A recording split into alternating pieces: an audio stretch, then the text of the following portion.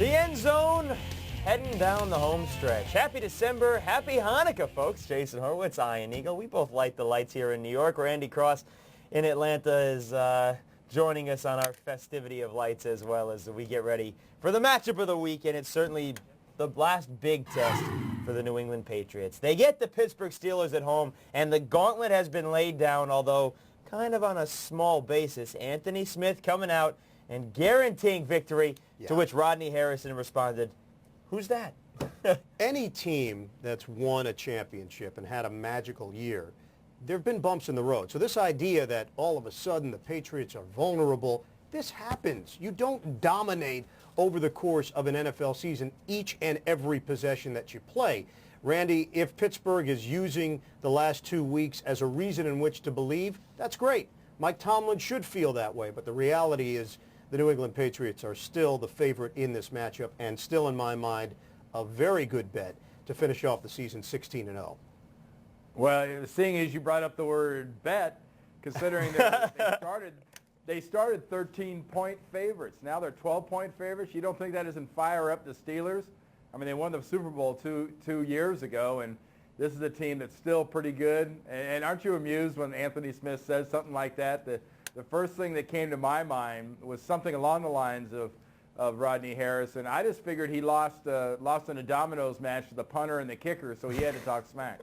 No, but Randy, I mean, you've been in a locker room before. I mean, you're a 9-3 football team. You can't tell me that there's one player in that locker room that's not thinking to himself, "We're gonna win this game." I mean, how do you go into a football game and not think that? So is it really it's not really a big deal that he said that, is it?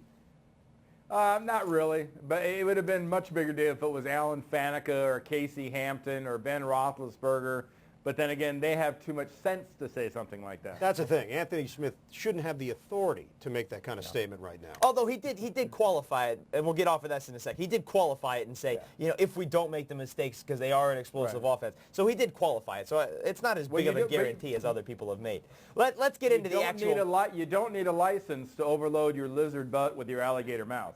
That's true. What? Hold on. I got to write that one down, too. I don't know what the heck that means, but we're going to get off of this and actually get into the matchup here, because this is the matchup of the week, not the mouth of the week. And the matchup of the week is the number one defense in Pittsburgh Steelers and the number one offense in the New England Patriots, which is still, even in down weeks, the offense finds a way to win for New England, whereas Pittsburgh has been dominant, but not necessarily in every step of the way this season. What we'll see is the Pittsburgh zone blitz, which is a tremendous scheme. But how they attack Tom Brady is going to be a huge key. If Brady has time, as we saw at the tail end of that Baltimore game, he's going to beat you. It's just the way that it is. They'll rush four. You just don't know which four. Brady is probably the best in the NFL right now, just ahead of Peyton Manning in diagnosing what the defense is showing him and making adjustments from there. Yes, number one offense against the number one defense. In this particular case, Randy, I still like the number one offense's chances against a defense that is ranked number one but doesn't blow me away as a dominant defense right now. Yeah, I think what Dick LeBeau likes to do is he gives so many multiple looks. He's going to give Tom Brady and his entire protection scheme a lot of challenges as to how they're going to designate the person they're going to spin the protection off, and that'll leave him open to be hit a few times, kind of like he was Monday night. I mean, I think that was something that was not that highly unusual against Rex Ryan's defense. I just look at the other matchup, the other side, with the number 3 New England Patriots defense against, I believe, the number 14 Steeler offense. That's much more compelling to me. That is obviously the other key to this, is can they score with New England? Because Baltimore, when nobody thought they could, they were able to because their defense played well, and the offense was actually very good. Oh, they ran the ball effectively. Let's see if Pittsburgh can score, because they have more weapons than Baltimore does. All right, our producer is getting in my ear and telling me we have to fast forward, which means we have to rewind and take a look at what Randy and I said last week. Ian was absent. Well, what did Randy and you say last week? Let's see what Randy and I said last week as we hit the TiVo rewind about Cleveland and Arizona.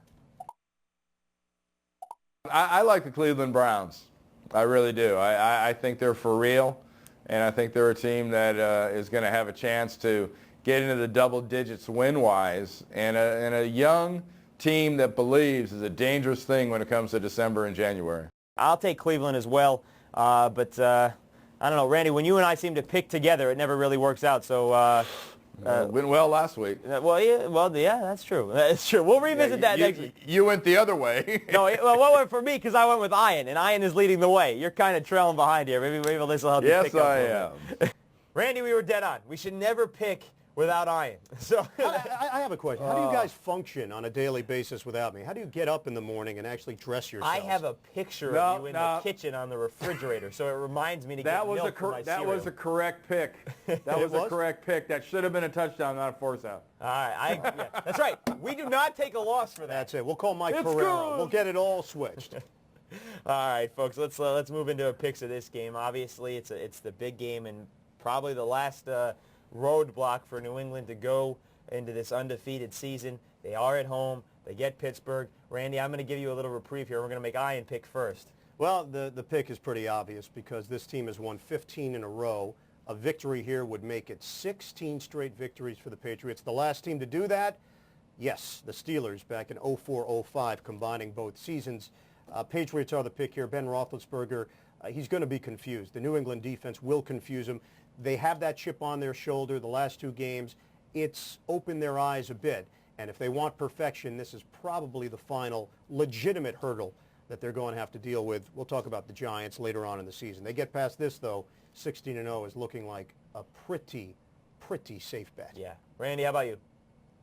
Yeah, I think style makes fights, like they say in the fighting business, but this is a perfect matchup for the Pittsburgh Steelers to take this one. They're going to have a chip on their shoulder. I think they're going in as a huge underdog. It's something they're not used to. They are able to physically hold on to the ball and pound the ball against that New England Patriots defense that is very vulnerable to that right now, and I like the chances of Pittsburgh winning. Well, I've learned my lesson in the past. I'm going with Ian. I'll take the New England Jason. Patriots. The one chance I think that I think if this game was in Pittsburgh, I would lean the other direction. But because it's in New England, you don't have that home crowd. Let's not forget, Pittsburgh once snapped the NFL record 18-game regular season winning streak that the Patriots had. But I don't think they snap this, and I don't think they stop history. Although, let's be honest, I'd like to see the Patriots lose because I'd like to see Mercury Morris year after year after year get into all this stuff. But that's for another day and another time as the Patriots try and go 16-0. Plenty more coming on the End Zone presented by TiVo on CBSSports.com and on your TiVo DVR via TiVo Cast. We got another game of the week, a very important one that's probably flying under your radar. That's coming up next. Stay tuned, folks.